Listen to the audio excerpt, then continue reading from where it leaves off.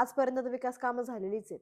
तर आता इथून पुढं जर पुन्हा एकदा संधी मिळाली तर कोणतं विजन घेऊन तुम्ही आता जनतेसमोर जाणार आहात? आणि अजून काय तुमचे असे आहेत बाबा स्वप्न, की मला या प्रभागामध्ये पूर्ण करायचे राहिलेत, मला आता संधी मिळाल्याच्या नंतर पूर्ण करायची आहेत? आज मला माझ्या डोळ्यासमोर जो हम्म.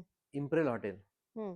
हे बुरडगाव रस्ता जो आहे आपल्या पालिकेच्या हद्दीपर्यंत, हम्म. हा रस्ता कुठी एश पॅलेस जसा रस्ता आहे तसा कॉन्क्रिटीकरण करायचा मेन हम्म. महत्त्वाचा विषय आहे. म्हणजे हम्म. दोन्ही साईडनी फुटपाथ असले पाहिजेत, त्याला मधून डिवायडर असले पाहिजेत, मधून लाईट्स असल्या पाहिजेत.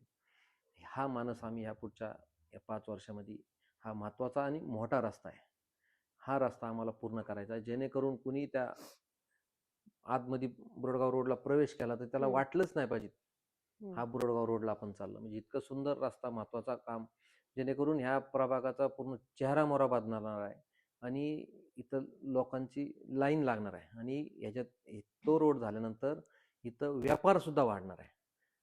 चांगले चांगले दुकान येतील, मॉल्स येतील, हम्म. हम्म. हम्म. व्यापारी वर्ग सुद्धा या भागातील. ह्या हम्म. पद्धतीचा रस्ता ह्या बुरडगाव रोडला आपण करायचा तो मानस आहे.